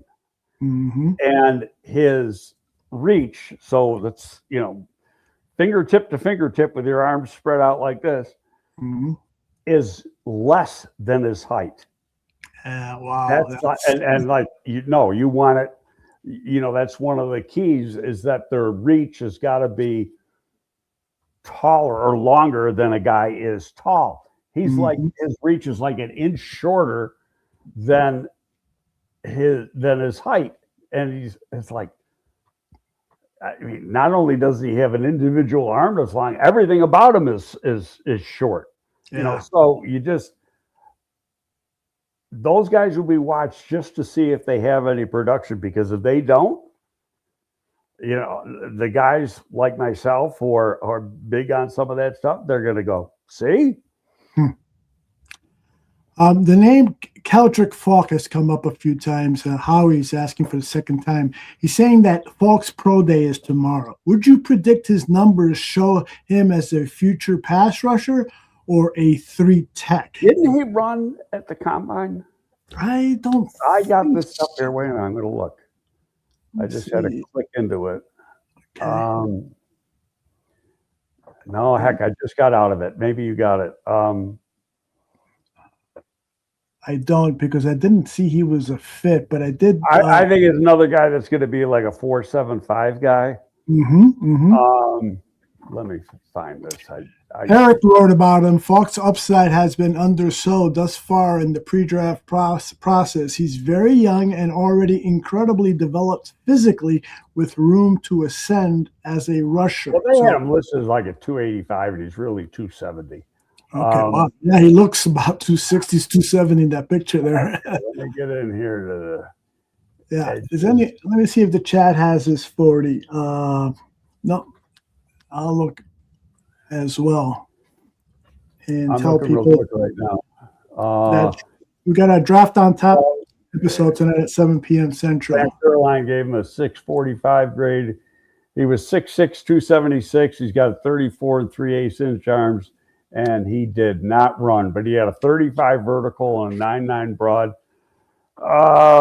I'm going to say he's going to run between 4.7 and 4.73. Yeah, so put him inside. His pro days tomorrow. Mm-hmm. Okay, I'll have that Saturday or Sunday. It'll get sent to me. Outstanding. All right, let's get a couple more, and then we'll get you ready. Yesterday, I get it. The end of the week, I get all that stuff. Yeah, and I really appreciate those. Let's see here. I got. Oops, there it is. Got this question from John. If someone isn't perfect, can the talent override the choice in the pick? So if someone isn't perfect for DA's defensive scheme, but the kid is talented, do you then, because perhaps he is the best player available? Well, that's it. That leads to another thought. I know how to answer this, and I'm going to go back to our old grading system when I was there. Okay. Where if he's a good fit, he's got a plus after his grade. If you can live with him, but he's not a perfect fit, he's got nothing after his grade. We called it vanilla. Okay. Okay. So it'd be a 6.6 vanilla. Okay. If he's not a fit, he's a minus. 6.6 minus. You aren't drafting any minuses. Gotcha. Regardless of how, in fact, put it this way. The minuses are not even on the board. Okay. They're taken off the board, so they cannot come into the discussion. Okay. So give them credit for how good they are with their grade. You're not going to undergrade them. You're going to give them the grade they deserve, but they can't play in the scheme you have. And most of the time, this is defensive oriented, not offense. Gotcha. So. But you got to be true. You can't give a coach a player that he doesn't want. Mm-hmm. It ain't gonna work. The coach will find a way for the player to fail. But the response back from people in the chat is, but the guy is definitely a good player. Can't the coach adjust to that talent? No, he got hired because he's for the scheme he had. That's the way pro football is. People used to say, well, adjust the scheme. You can't adjust the scheme. You're running something. He got the job because of the scheme he runs. And you've got to find the pieces. You go back to what Poles said at the combine. He said, we met with the coaches and we had profiles written up for all the positions on offense and defense. I knew I could take care of the offense this year, and defense was going to take another year. Okay, and what are they doing? A lot of guys who were on the defense last year are gone. Yeah. They let them go in free agency. So it's like, no, you can't. Don't deviate from what. Don't bring in exceptions. Go to Bill Parcells. No exceptions. So R. Mason Thomas and Caden McDonald are not DA fits, so to speak, as far as we know. Ohio State, I think, works out this week. And he did drills, but he didn't did not do any of the measurable stuff. Well, let's see what he does. Based on just how he worked out, I don't see him as a fit. I think he's going to be like a 5'1", 5'2" guy. And again, I'm going to say, they said they wanted speed. They didn't have pursuit speed. There's a lot of play. So if he's there and he's not a fit, they're not taking him. Yeah. If they think he's a fit, they'll take him. Best Meat Marinade says that he's 6'1", 240 pounds with a 29-inch reach. So he's not. Get a job. My man Levante says that, and I know you hate mock drafts, but he saw a mock where the Bears were drafting Jordan Tyson. Yeah, some idiot who, first of all, mock drafts are exactly what they're called, mock. Yeah, okay? and people throw in stuff. They go, well, he hasn't gone yet. I'll put him here because Ben Johnson's an offensive coach. And they really don't know anything about the team. They're meaningless. Mock drafts do not mean a thing. That's why I never did them. Yeah. Joe Klatt, the college football announcer, that was on his mock draft. But I've seen a couple of other guys mock a wide receiver to the Bears, and I'm thinking, really? No, I could see them sometime during the draft, and probably day 3, unless they end up getting. I agree. Those comp picks back, yes, or trade down and get a thing. I could see them taking a receiver because you brought in the guy from Detroit, who's a slot and a return guy, but you still need one more good one. So I can see, but they ain't going to be a first rounder. Yeah. Deshaun Stribling is a guy I think that made a visit to Hallis Hall. He's a speedy, tall, wide receiver. He's someone that I've been keeping an eye on as a day 3 possibility for the Chicago Bears. Now, one thing I tweeted out right before we started. Last year, there was I'm going to say at least 10 names that were reported as made visits to Hallis Hall. Never made visits to Hallis Hall. No, really? Okay, so the Bears are very, very secretive as to who they bring in. And they don't release the names. So there's been a few names. There was a kid, a linebacker from Michigan, that Ryan Fowler, who's usually pretty good, said he's making a visit to the Bears. Posted it yesterday. So you look up this kid. His name's Rowler. He's from Orland Park. He's local. He's coming in for the local day. Yeah, so it doesn't count as part of the 30 visits. No, that's a whole different story. What do they tell the agents? Do not tell people your client is visiting us at Hallis Hall. Do they do I know that for a fact, and I'll tell you when we get done. A little story. All right, and people in the chat are saying, please tell us too. No. I can't do it. Sorry. Creighton wants to know about Christian Wilkins, the Georgia defensive lineman. You've talked about him in the past. You think he could? He's looking for a job. He's a free agent. He didn't play out all last year. He was with the Raiders. He was a real good player at Miami. There's a lot of unknowns about this guy. Number one, I don't think he's a fit. He can't run. But number two, something happened and it wasn't nice at Oakland. But what exactly it was, or Vegas, I don't know. But he's looking for a job and nobody's giving him a job yet. And I don't want to use the word blackball, but when people go a long time without, and he's been a free agent for a long time. Okay. And he's been available for a long time. They could have signed him last year. Yeah. Okay. And the Bears are not desperate to make a signing like that. Yeah. Harold Perkins has just run a 4.38 at the LSU Pro Day. Okay. Now I'll just say this, and I'm not doubting who Ibsen Law. There's a lot of times this stuff comes over on Twitter that isn't close to being accurate. Okay, and it might be a guy from the school does the time, and it's not. The scouts are at the 20, the 10, the 20, and the 40, and the 40s a long line deep. And then when they get done running the 40s, the scouts get together and they share times. Okay, and that's what goes in, the APT that I sent you, that's what goes into the APT. And so there's guys I've seen.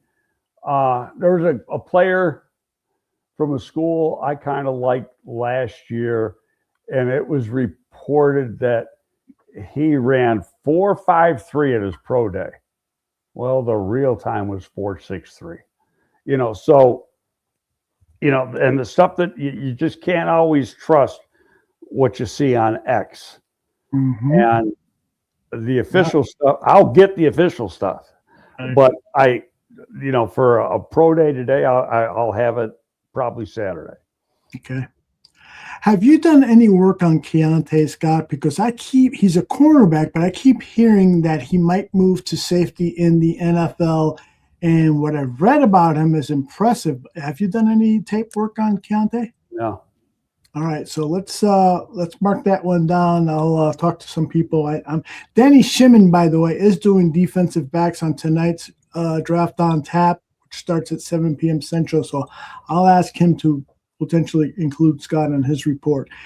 You know what, Greg? I'm going to stop it here. We've been going just about 2 hours. Let me ask you a final question. Anything that you want people to know about this stage of the NFL draft preparation process that would be valuable for them to know? Is the board up? No, the board's not up. Okay. I mean, I take that back. They met in February before the combine, and you got grades based on that. Gotcha. Okay. Are they final? No. When will they be final? When they meet in April. And like in the February grades, the coaches' reports aren't included in that. So now the coaches are going to get involved. They're going to have reports. You start seeing all the so-and-so teams got this guy as the 5th best player out. That's all nonsense, okay? Because that's not the way it works.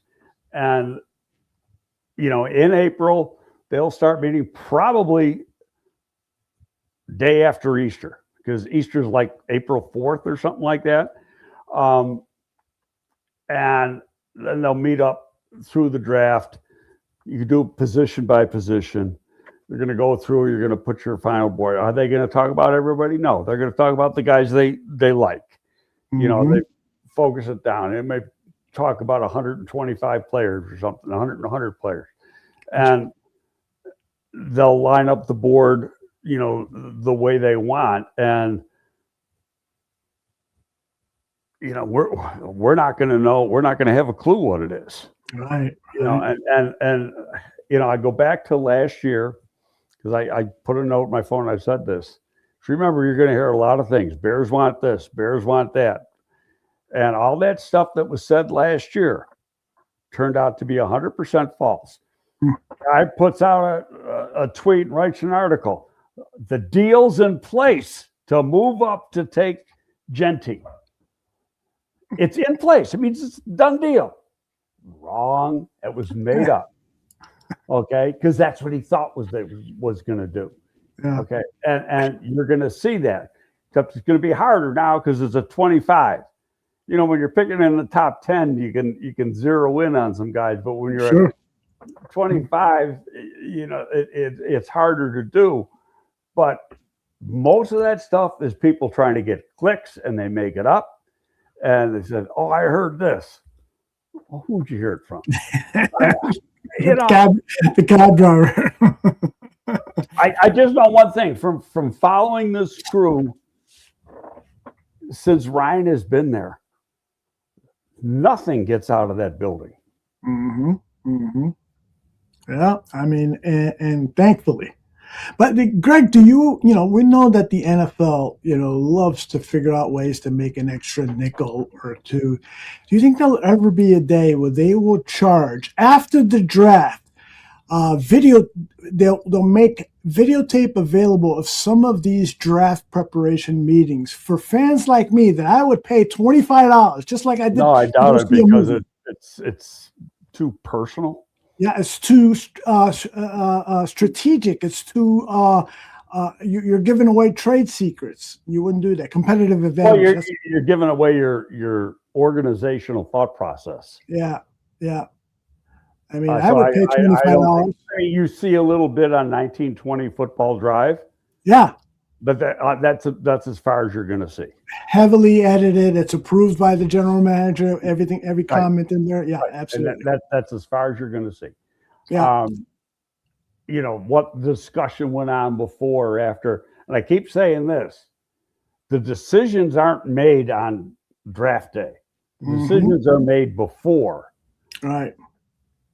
Well, I got a good tease for our audience. Next week, Greg and I are going to talk about that draft gem because Eric Edholm knows all about these players. That one player, like Ryan Poe said on that 1920 Hollis Drive, I like picking a player when nobody's heard his name before. So I'm going to ask Eric and Greg, who could potentially be that player? He thinks Malachi Lawrence is a 1. Look at that. You know, so that's going to be heavy duty. We talked last week, so he'll be on. And Eric's a good guy. He's been running the East-West now for 4 or 5 years. Does it great. Every year it gets better. Oh, yeah. Oh, my goodness. I mean, there's always been a rivalry with the Senior Bowl, and Eric has been making strides because there was a considerable gap. I mean, I remember I had a talk with him right after he got the job. And I go, this game used to be the game. Right. But this goes back 40 years ago. Right. And they had, that was at Stanford Stadium. They used to sell the thing out. It was a West Coast Shriners Convention. Yes. Okay. And the stadium was sold out year after year after year for an all-star game, 75,000 people. And then, you know, the people were running it, guy died or something. And then after that, the people running it just, you know, they were moving it around and they weren't getting quality players and they didn't know what they were doing. Well, Eric has, you know, took him a few years to get everything going the way he wants, but he's getting good guys. And yeah, he's not going to get all the top guys because the Senior Bowl is going to do that, but he's getting more and more every year. And, you know, all you got to do is look at the number of scouts that are there and you see that they're all there and the decision makers are there. Yep. Yeah, he's done a fabulous job. I'm really looking forward to next week's interview. And we had a good one today. Eric Edholm, if you just joined us, I see a couple of people have just joined us in chat. Go back and listen to Greg interviewing Eric Edholm. It was a robust discussion, both of them going back and forth on several topics. And again, Draft on Tap tonight at 7 p.m. Greg, I'm going to hold on here because you got some secrets to share with me. And we'll see you all next week on Gabriel Talks Football. Bye-bye, everybody.